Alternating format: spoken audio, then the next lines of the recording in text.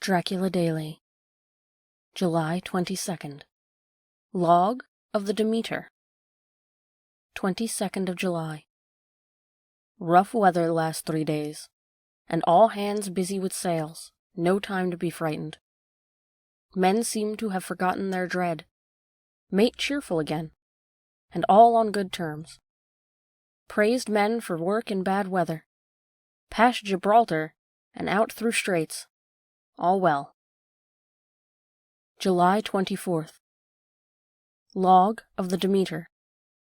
24th of July. There seems to be some doom over this ship. Already a hand short, and entering the Bay of Biscay with wild weather ahead. And yet, last night another man lost, disappeared. Like the first, he came off his watch and was not seen again. Men all in a panic of fear, sent around Robin asking to have double watch, as they fear to be alone. Mate angry. Fear there will be some trouble, as either he or the men will do some violence. Mina Murray's Journal. 24th of July. Whitby. Lucy met me at the station, looking sweeter and lovelier than ever, and we drove up to the house at the Crescent in which they have rooms. This is a lovely place. The little river, the Esk, runs through a deep valley, which broadens out as it comes near the harbor. A great viaduct runs across, with high piers, through which the view seems somehow further away than it really is. The valley is beautifully green, and it is so steep that when you are on the high land on either side you look straight across it, unless you are near enough to see down. The houses of the old town, the side away from us, are all red-roofed and seem piled up one over the other anyhow, like the pictures we see of Nuremberg. Right over the town is the ruin of Whitby Abbey, which was sacked by the Danes, and which is the scene of part of Marmion, where the girl was built up in the wall. It is a most noble ruin, of immense size, and full of beauty and romantic bits. There is a legend that a white lady is seen in one of the windows. Between it and the town there is another church, the parish one, round which is a big graveyard, all full of tombstones. This is, to my mind, the nicest spot in Whitby, for it lies right over the town, and has a full view of the harbor, and all up the bay to where the headland called Kettleness stretches out into the sea. It descends so steeply over the harbor that part of the bank has fallen away, and some of the graves have been destroyed. In one place, part of the stonework of the grave stretches out over the sandy pathway far below. There are walks, with seats beside them, through the churchyard, and people go and sit there all day long looking at the beautiful view and enjoying the breeze. I shall come and sit here very often myself and work. Indeed, I am writing now, with my book on my knee, and listening to the talk of 3 old men who are sitting beside me. They seem to do nothing all day but sit up here and talk. The harbor lies below me, with, on the far side, one long granite wall stretching out into the sea, with a curve outwards at the end of it, in the middle of which is a lighthouse. A heavy sea wall runs along outside of it. On the near side, the sea wall makes an elbow crooked inversely, and its end, too, has a lighthouse. Between the 2 piers there is a narrow opening into the harbor, which then suddenly widens. It is nice at high water, but when the tide is out it shoals away to nothing, and there is merely the stream of the Esk, running between banks of sand, with rocks here and there. Outside the harbor, on this side, there rises for about half a mile a great reef, and the sharp edge of which runs straight out from behind the south lighthouse. At the end of it is a buoy with a bell, which swings in bad weather, and sends in a mournful sound on the wind. They have a legend here that when a ship is lost, bells are heard out at sea. I must ask the old man about this. He is coming this way. He is a funny old man. He must be awfully old, for his face is all gnarled and twisted like the bark of a tree. He tells me that he is nearly 100, and that he was a sailor in the Greenland fishing fleet when Waterloo was fought. He is, I am afraid, a very skeptical person, for when I asked him about the bells at sea and the white lady at the Abbey, he said very brusquely, I wouldn't fash Maisel about it, miss. Them things be all wore out. Mind, I don't say that they never was, but I do say that they wasn't in my time. They be all very well from cummers and trippers and the like, but not for a nice young lady like you. Them feet folks from York and Leeds that always be eatin' cured herrins and drinkin' tea and lookin' out to buy a cheap jet would creed aught. I wonder, Maisel, who'd be bothered tellin' lies to them. Even the newspapers, which is full of fool talk. I thought he would be a good person to learn interesting things from, so I asked if he would mind telling me something about the whale fishing in the old days. He was just settling himself to begin when the clock struck 6, whereupon he labored to get up and said, I must gang ageenwards home now, miss. My granddaughter doesn't like to be kept waitin' when the tea is ready, for it takes me time to crammel aboon the gees, for there are many of 'em, and miss, I lack belly timber sairly by the clock. He hobbled away, and I could see him hurrying, as well as he could, down the steps. The steps are a great feature on the place. They lead from the town up to the church. There are hundreds of them, I do not know how many, and they wind up in a delicate curve. The slope is so gentle that a horse could easily walk up and down them. I think they must have originally had something to do with the abbey. I shall go home too. Lucy went out visiting with her mother, and as they were only duty calls, I did not go. They will be home by this. July 26th. Mina Murray's Journal. 26th of July. I am anxious, and it soothes me to express myself here. It is like whispering to oneself and listening at the same time. And there is also something about the shorthand symbols that makes it different from writing. I am unhappy about Lucy and about Jonathan. I had not heard from Jonathan for some time, and was very concerned. But yesterday, dear Mr. Hawkins, who is always so kind, sent me a letter from him. I had written asking him if he had heard, and he said the enclosed had just been received. It is only a line dated from Castle Dracula, and it says he is just starting for home. That is not like Jonathan. I do not understand it, and it makes me uneasy. Then, too, Lucy, although she is so well, has lately taken to her old habit of walking in her sleep. Her mother has spoken to me about it, and we have decided that I am to lock the door of our room every night. Mrs. Westenra has got an idea that sleepwalkers always go out on roofs of houses and along edges of cliffs and then suddenly wakened and fall over with a despairing cry that echoes all over the place. Poor dear! She is naturally anxious about Lucy, and she tells me that her husband, Lucy's father, had the same habit, that he would get up in the night and dress himself and go out if he were not stopped. Lucy is to be married in the autumn, and she is already planning out dresses and how her house is to be arranged.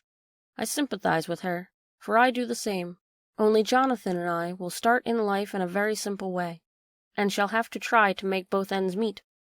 Mr. Holmwood, he is the Honourable Arthur Holmwood, only son of Lord Godalming, is coming up here very shortly, as soon as he can leave town, for his father is not very well, and I think dear Lucy's counting the moments till he comes. She wants to take him up to the seat on the churchyard cliff, and show him the beauty of Whitby. I dare say it is the waiting which disturbs her. She will be all right when he arrives. July 27th. Mina Murray's Journal. 27th of July. No news from Jonathan. I am getting quite uneasy about him, though why I should I do not know.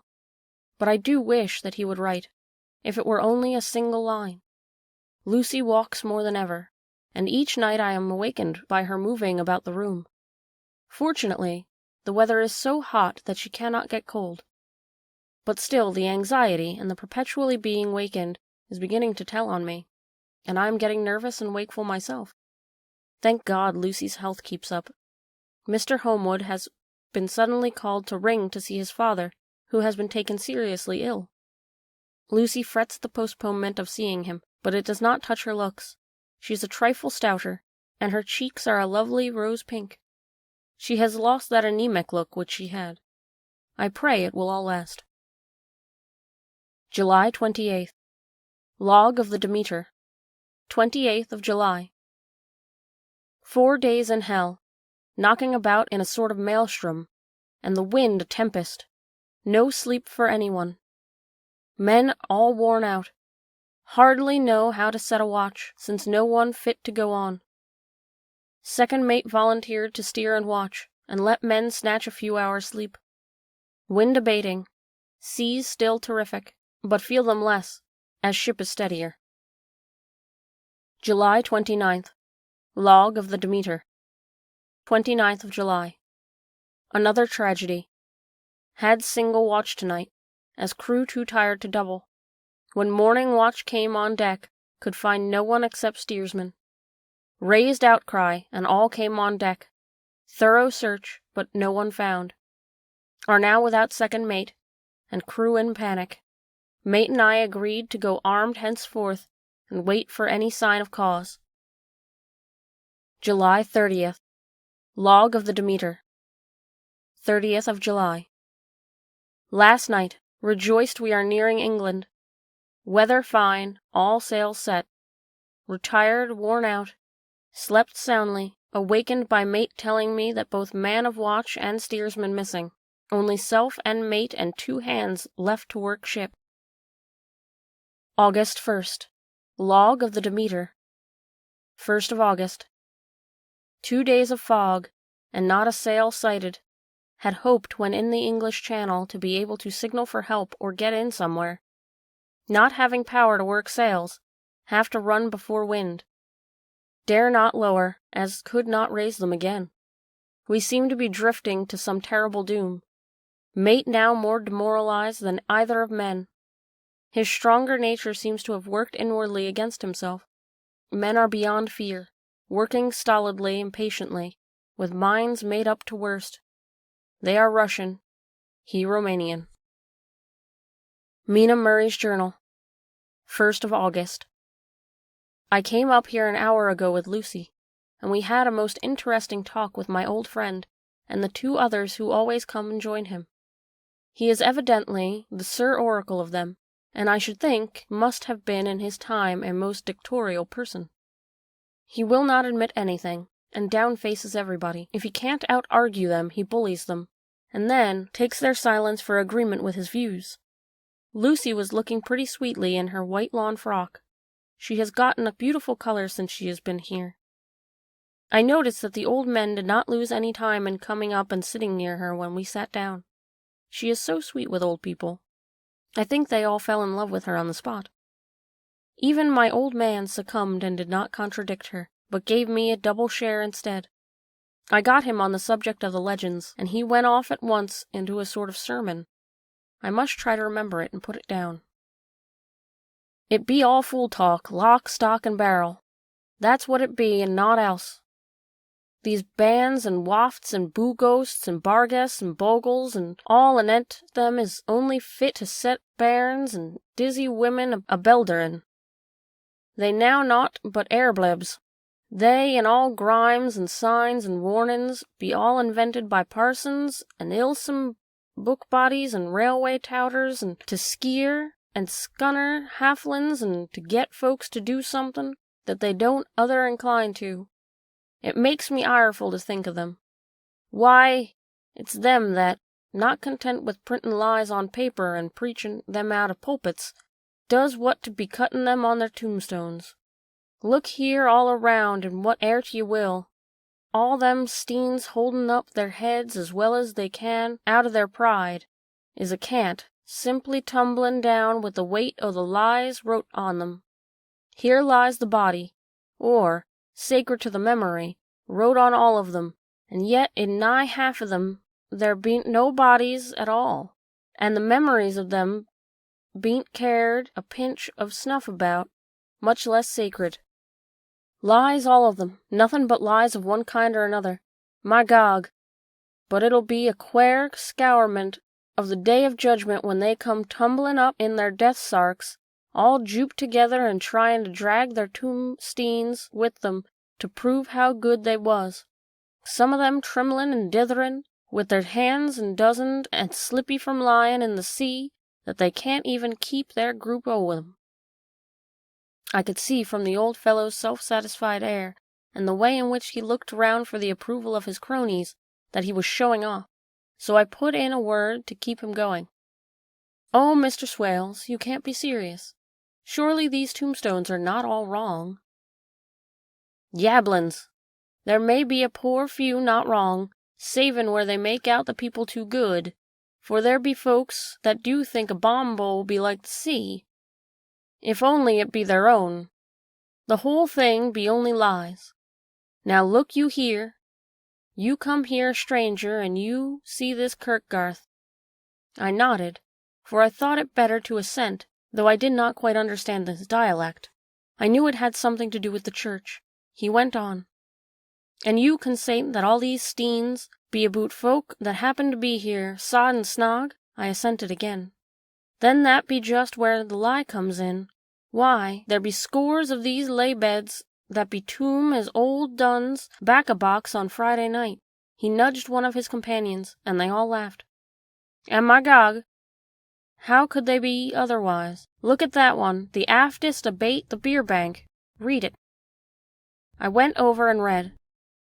"Edward Spensla, Master Mariner, murdered by pirates off the coast of Andes, April, 1854, estimated 30. When I came back, Mr. Swales went on. "Who brought him home, I wonder, to hap him here? Murdered off the coast of Andes? And you consated his body lay under? Why, I would name a dozen whose bones lie in the Greenland seas above," he pointed northwards, "or where the currents may have drifted them. There be the steens around ye. Ye can, with your own young eyes, read the small print of the lies from here. This Braithwaite Lowry, I knew his father, lost in the Lively off Greenland in 20. Or Captain Woodhouse, drowned in the same seas in 1777. Or John Paxton, drowned off Cape Farewell a year later. Or old John Rawlings, whose grandfather sailed with me, drowned in the Gulf of Finland in 50. Do you think that all these men will have to make a rush to Whitby when the trumpet sounds? I have me and other'ms aboot it.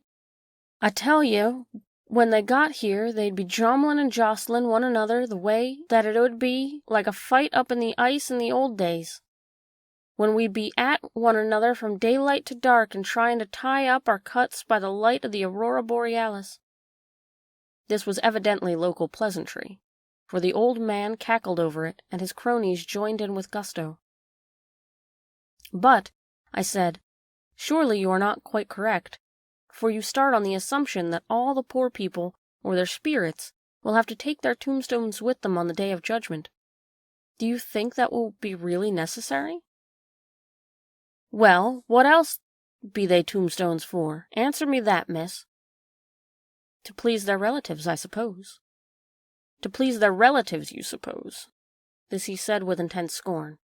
"How will it pleasure their relatives to know that lies is wrote above them, and that everybody in the place knows that they be lies?" He pointed to a stone at our feet which had been laid down as a slab, on which the seat was rested, close to the edge of the cliff. "Read the lies on that scruffstein." The letters were upside down to me from where I sat, but Lucy was more opposite them, so she leant over and read, "Sacred to the memory of George Cannon, who died, in the hope of a glorious resurrection, on July 29th, 1873, falling from the rocks at Kettleness. This tomb was erected by his sorrowing mother to her dearly beloved son. He was the only son of his mother, and she was a widow. Really, Mr. Swales, I don't see anything very funny in that." She spoke her comment very gravely and somewhat severely. "You don't see aught funny, ha ha! But that's because you don't gom the sorrowing mother was a hellcat that hated him because he was a croot. A regular lammeter he was, and he hated her so much that he committed suicide in order that she mightn't get an insurance she put on his life. He blew nigh the top off his head with an old musket that they had for scaring the crows with. 'Twarn't for crows then, for it brought the clegs and the drops to him. That's the way he fell off the rocks. And as to hopes of a glorious resurrection, I've often heard him say to Maisel that he hoped he'd go to hell, for his mother was so pious that she'd be sure to go to heaven and he didn't want to addle where she was.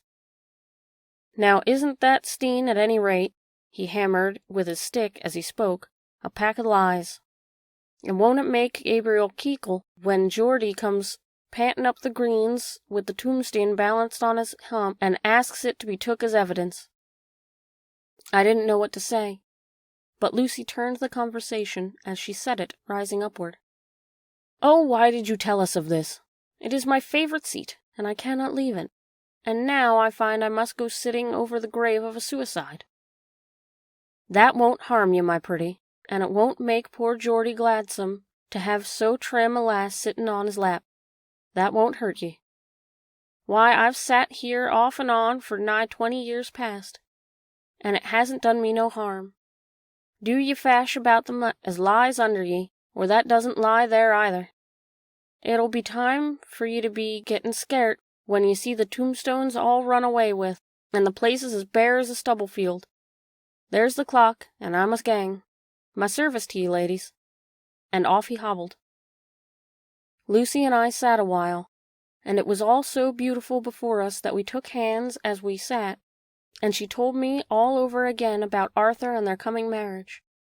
That made me a little heartsick, for I haven't heard from Jonathan for a whole month.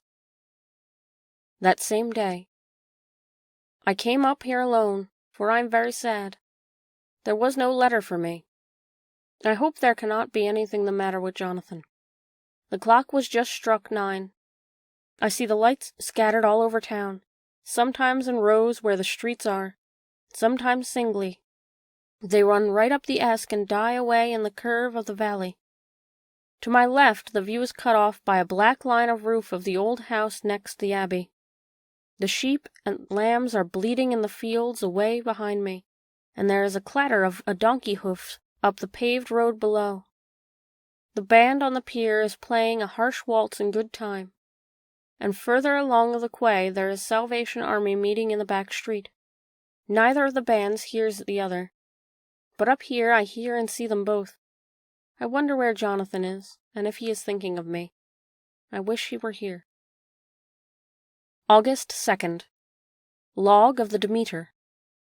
2nd of August. Midnight. Woke from a few minutes' sleep by hearing a cry, seemingly outside my port. Could see nothing in fog. Rushed on deck, and ran against the mate. Tells me heard cry and ran, but no sign of man on watch. One more gone. Lord help us. Mate says must be past Straits of Dover. As in a moment of fog lifting he saw North Foreland, just as he heard the man cry out. If so, we are now off in the North Sea, and only God can guide us in the fog, which seems to move with us, and God seems to have deserted us. August 3rd. Log of the Demeter. 3rd of August. At midnight I went to relieve the man at the wheel, and when I got to it found no one there. The wind was steady, and as we ran before it there was no yawning. I dared not leave it, so shouted for the mate. After a few seconds he rushed up on deck in his flannels. He looked wild-eyed and haggard, and I greatly fear his reason has given way. He came close to me and whispered hoarsely, with his mouth to my ear, as though fearing the very air might hear. It is here. I know it now. On the watch last night I saw it, like a man, tall and thin and ghastly pale. It was in the bows, and looking out. I crept behind it, and gave it my knife, but the knife went through it, empty as the air. And as he spoke he took his knife and drove it savagely into space. Then he went on, "But it is here, and I'll find it. It is in the hold, perhaps in one of these boxes. I'll unscrew them one by one, and see. You work the helm." And with a warning look and his finger on his lip he went below. There was springing up a choppy wind, and I could not leave the helm. I saw him come out on deck again, with a tool chest and a lantern, and go down the foreway hatch. He is mad, stark raving mad, and there is no use to my trying to stop him. He can't hurt those big boxes. They are invoiced as clay, and to pull them about is as harmless a thing as he can do. So here I stay, and mind the helm, and write these notes. I can only trust in God and wait till the fog clears. Then, if I can't steer to harbor with the wind as it is, I shall cut down the sails and lie by and signal for help. It is nearly all over now, just as I was beginning to hope that the mate would come out calmer, for I heard him knocking away at something in the hold, and work is good for him. There came up the hatchway a sudden startling scream, which made my blood run cold, and up on the deck he came as if shot from a gun, a raging madman with his eyes rolling and his face convulsed with fear. "Save me! Save me!" he cried, and then looked round on the blanket of fog. His horror turned to despair, and in a steady voice he said, "You had better come too, Captain, before it's too late. He is there. I know the secret now. The sea will save me from him, and it is all that is left." Before I could say a word, or move forward to seize him, he sprang on the bulwark and deliberately threw himself into the sea. I suppose I know the secret too now. It was this madman who had got rid of the men one by one, and now he has followed them himself. God help me! How am I to account for all these horrors when I get to port? When I get to port? Will that ever be? Mina Murray's Journal, 3rd of August. Another week gone, and no news from Jonathan. Not even to Mr. Hawkins, from whom I have heard. Oh, I do hope he is not ill. He surely would have written. I look at that last letter of his, but somehow it does not satisfy me. It does not read like him, and yet it is his writing. There is no mistake of that. Lucy has not walked much in her sleep the last week, but there is an odd concentration about her which I do not understand. Even in her sleep she seems to be watching me. She tries the door, and finding it locked, goes about the room searching for the key. August 4th. Log of the Demeter. 4th of August. Still fog, which the sunrise cannot pierce. I know there is sunrise because I am a sailor. Why else I know not. I dared not go below, I dared not leave the helm, so here I stayed all night. And in the dimness of the night I saw it, him. God forbid me, but the mate was right to jump overboard. It was better to die like a man, to die like a sailor in blue water no man can object. But I am a captain, and I must not leave my ship. But I shall baffle this fiend or monster, for I shall tie my hands to the wheel when my strength begins to fail. And along with them I shall tie that which it, dare not touch. And then, come good wind or foul, I shall save my soul, and my honor as a captain. I am growing weaker, and the night is coming on. If he can look me in the face again, I may not have time to act.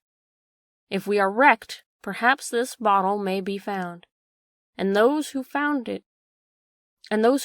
may understand.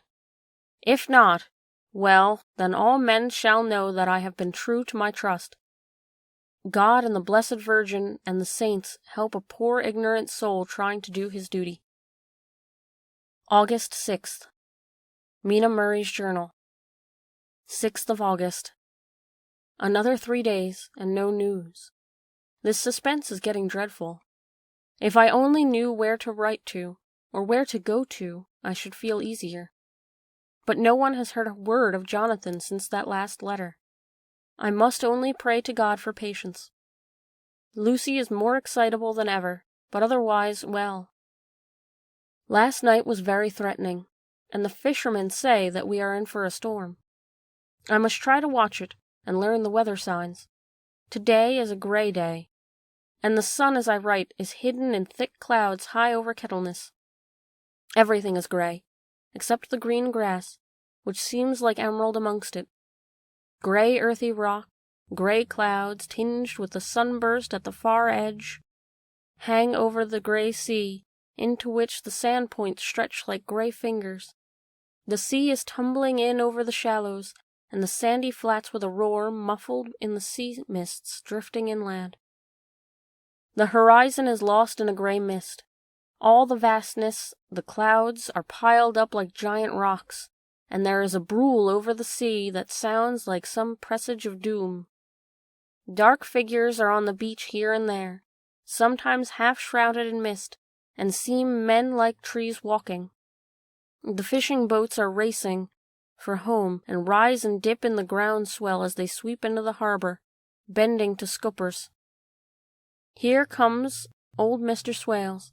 He is making straight for me, and I can see, by the way he lifts his hat, that he wants to talk. I have been quite touched by the change in the poor old man. When he sat down beside me, he said in a very gentle way, "I want to say something to you, miss." I could see he was not at ease, so I took his poor old wrinkled hand in mine and asked him to speak fully. So he said, leaving his hand in mine, "I'm afraid, my dearie, that I must have shocked you by all the wicked things I've been saying about the dead, and such like, for weeks past, but I didn't mean them, and I want you to remember that when I'm gone. We odd folks that be daffled, and with one foot about the crook hole, don't altogether like to think of it, and we don't want to feel scarred of it, and that's why I've tooken to making light of it, so that I'd cheer up my own heart a bit. But Lord love you, miss, and I ain't afraid of dying, not a bit, only that I want to die if I can help it. My time must be nigh at hand now, for I be odd, and 100 years is too much for any man to expect.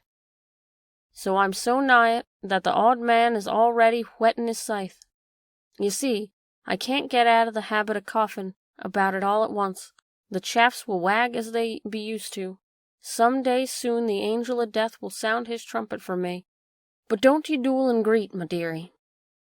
For he saw that I was crying. If he should come this very night, I'd refuse to answer his call.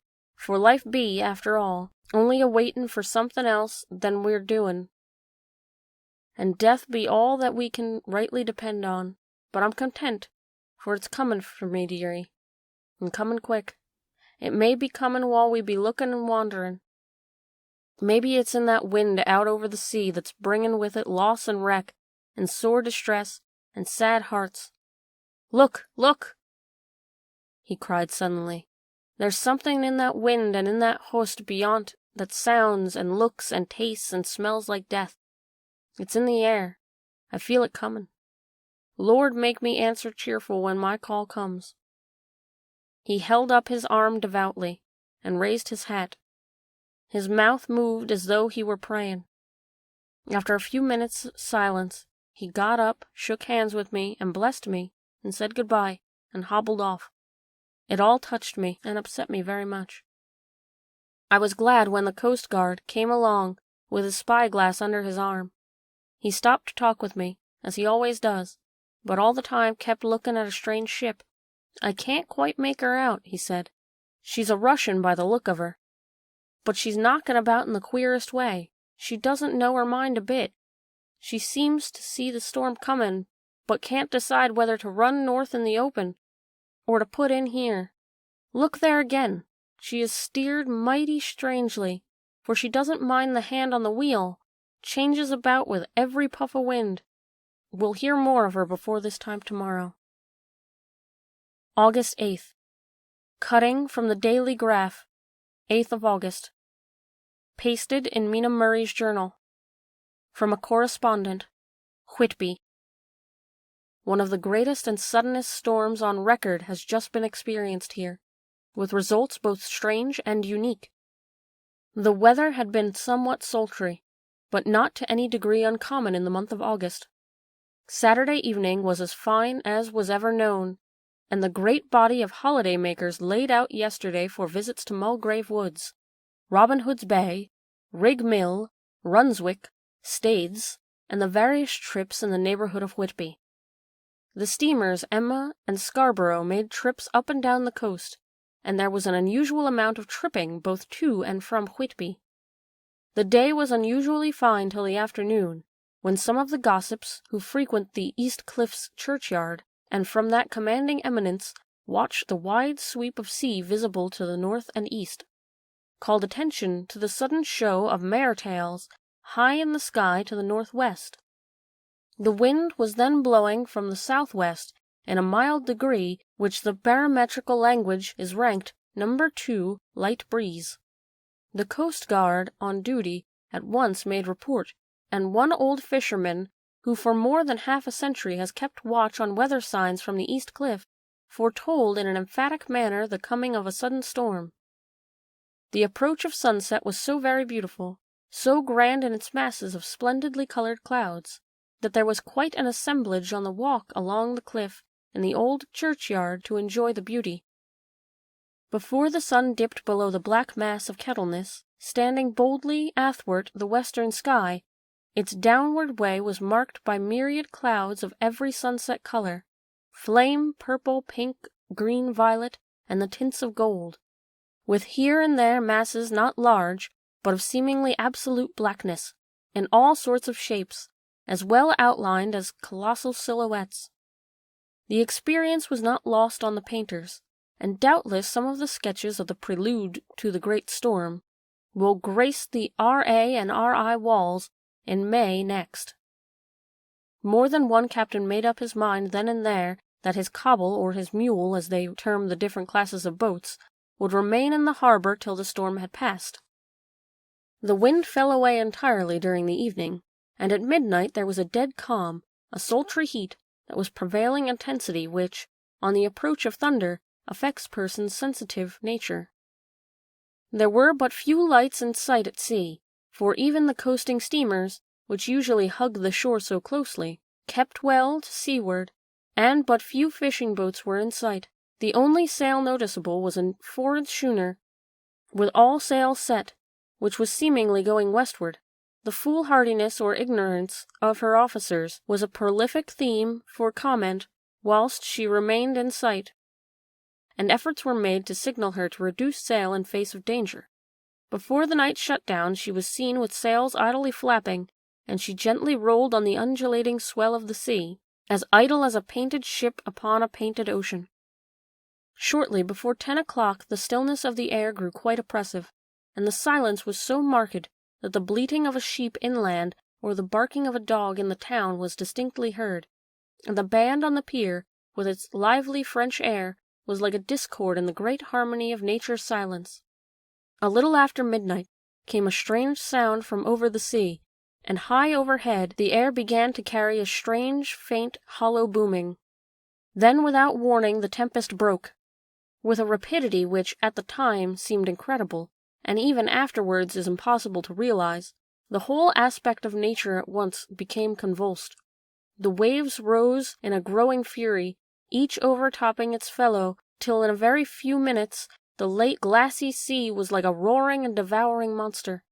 White-crested waves beat madly on the level sands and rushed up the shelving cliffs. Others broke over the piers, and with their spume swept the lanthorns of the lighthouses which rose from the end of either pier of Whitby harbor. The wind roared like thunder, and blew with it such force that it was with difficulty that even strong men kept their feet, or clung with grim clasp of the iron stanchions.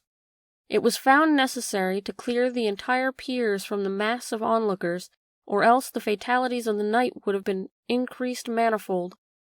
To add to the difficulties and dangers of the time, masses of sea fog came drifting inland, white, wet clouds which swept by in ghostly fashion, so damp and dark and cold that it needed but little effort of imagination to think that the spirits of those lost at sea were touching their living brethren with their clammy hands of death, and many a one shuddered as the wreaths of sea mist swept by.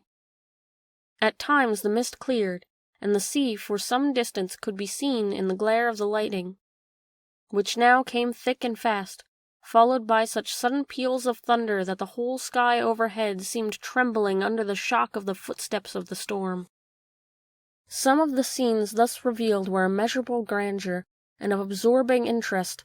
The sea, running mountains high, threw skywards with each wave mighty masses of white foam, which the tempest seemed to snatch at and whirl away into space. Here and there a fishing boat, with a rag of sail running madly for shelter before the blast. Now and again the white wings of a storm-tossed seabird. On the summit of the east cliff, the new searchlight was ready for experiment, but had not yet been tried. The officers in charge of it got into working order, and in the pauses of the inrushing mist swept with it the surface of the sea. Once or twice its service was most effective, as when fishing boat with gunwale under water rushed into the harbor, able, by the guidance of the sheltering harbor, to avoid danger of dashing against the piers. As each boat achieved the safety of the port, there was a shout of joy from the mass of people on shore, a shout which for a moment seemed to cleave the gale, and was then swept away in its rush. Before long the searchlight discovered some distance away a schooner with all sails set, apparently the same vessel which had been noticed earlier in the evening. The wind had by this time backed to the east, and there was a shudder amongst the watchers of the cliff as they realized the terrible danger in which she was now.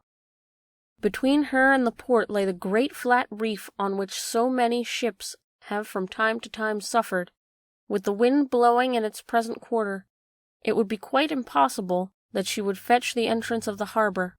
It was now nearly the hour of high tide, but the waves were so great that in their troughs the shallows of the shore were almost visible, and the schooner, with all sails set, was rushing with such speed that, in the words of one old salt, she must fetch up somewhere, if it was only in hell. Then came another rush of sea fog, greater than any hitherto, a mass of dank mist, which seemed to close on all things like a grey pall, and left available to men only the organ of hearing, for the roar of the tempest, and the crash of the thunder, and the booming of the mighty billows came through the damp oblivion even louder than before. The rays of the searchlight were kept on the harbor mouth across the east pier, where the shock was expected, and men waited breathless. The wind suddenly shifted to the northeast, and the remnant of the pier fog melted in the blast, and then, mirabile dictu, between the piers, leaping from wave to wave as it rushed at headlong speed, swept the strange schooner before the blast, with all sail set, and gained the safety of the harbor. The searchlight followed her, and a shudder ran through all who saw her, for lashed to the helm was a corpse, with drooping head which swung horribly to and fro at each motion of the ship. No other form could be seen on deck at all. A great awe came on all as they realized that the ship, as if by miracle, had found the harbor, unsteered save by the hand of a dead man. However, all took place more quickly than it takes to write these words.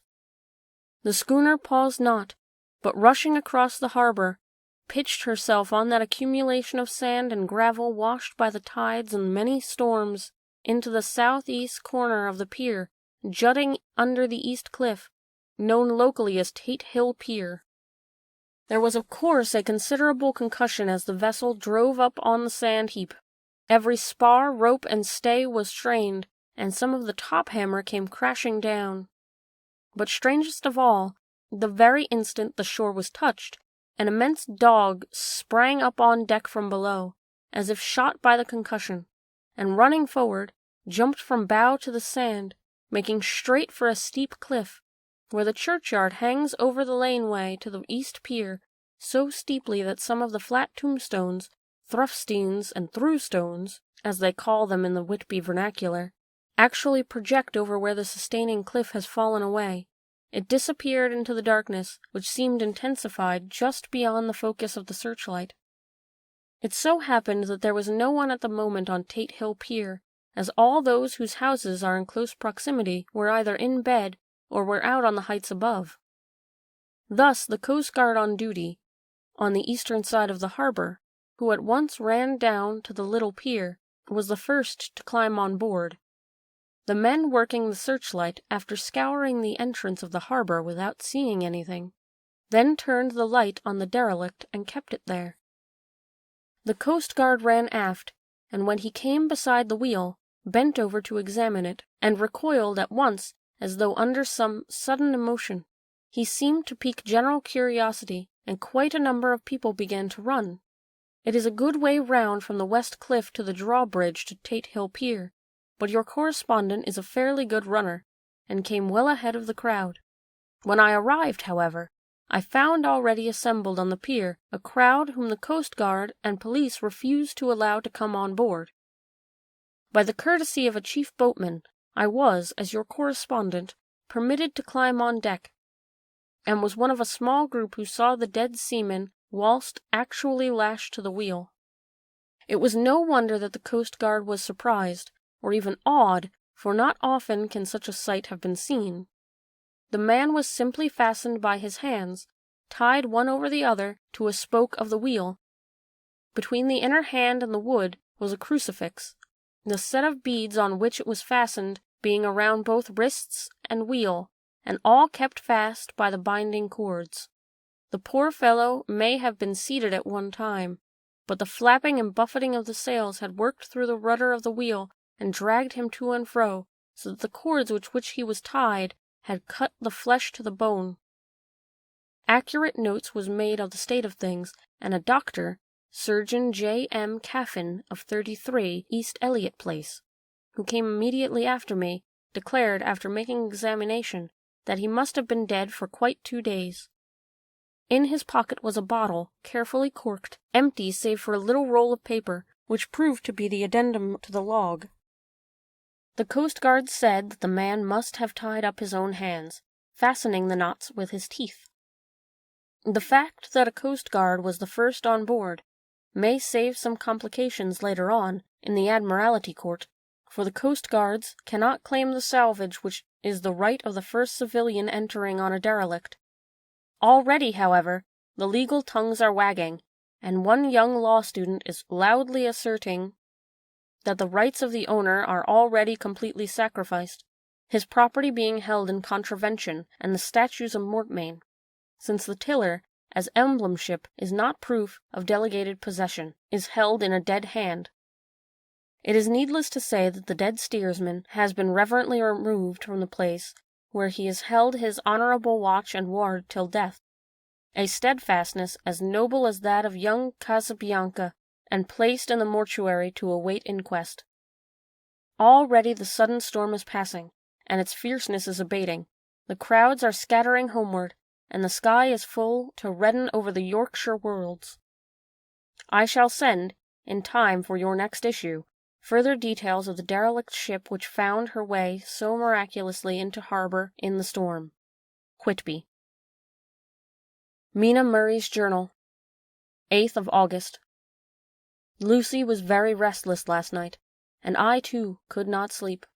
The storm was fearful, as it boomed loudly among the chimney-pots, and it made me shudder. When a sharp puff came, it seemed to be like a distant gun. Strangely enough, Lucy did not wake, but she got up twice and dressed herself. Fortunately, each time I awoke in time, and managed to undress her without waking her, and got her back to bed. It is a very strange thing, this sleepwalking, for as soon as her will is thwarted in any physical way, her intention, if there be any, disappears, and she yields herself almost exactly to the routine of her life. Early in the morning we both got up and went down to the harbour to see if anything had happened in the night. There were very few people about, and though the sun was bright, and the air was clear and fresh, the big grim-looking waves that seemed dark themselves, because of the foam that topped them was like snow, forced themselves in through the narrow mouth in the harbour, like a bullying man going through a crowd. Somehow I felt glad that Jonathan was not on the sea last night, but on land. But oh, is he on land or sea?